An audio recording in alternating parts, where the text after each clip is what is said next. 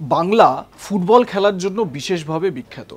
ইস্টবেঙ্গল মোহনবাগান, বাঙালির এই যে আবেগ ফুটবলের, এই আবেগকে কেই বা ভুলতে পারে, তাই না?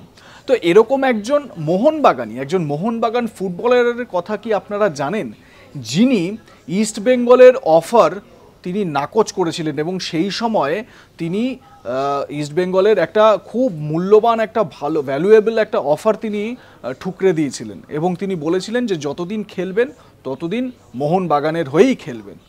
কার কথা বলছি বলুন তো? অনেকে হয়তো গেস করতে পারছেন। আগে হ্যাঁ, মোহনবাগান রত্ন সুব্রত ভট্টাচার্য, যিনি বাবলু ভট্টাচার্য নামেও কিন্তু পরিচিত।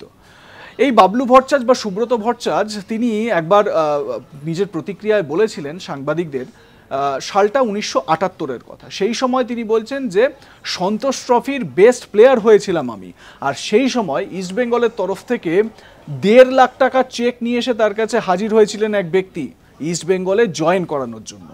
কিন্তু বাবলুদা বলেছিলেন যে 1 কোটি টাকা দিলেও তিনি ইস্টবেঙ্গলে জয়েন করবেন না, তাই তিনি পাক্কা মোহনবাগানি। আপনাদের কেমন লাগলো এই কন্টেন্ট জানাতে ভুলবেন না। দেখতে থাকুন আজ তাক বাংলা।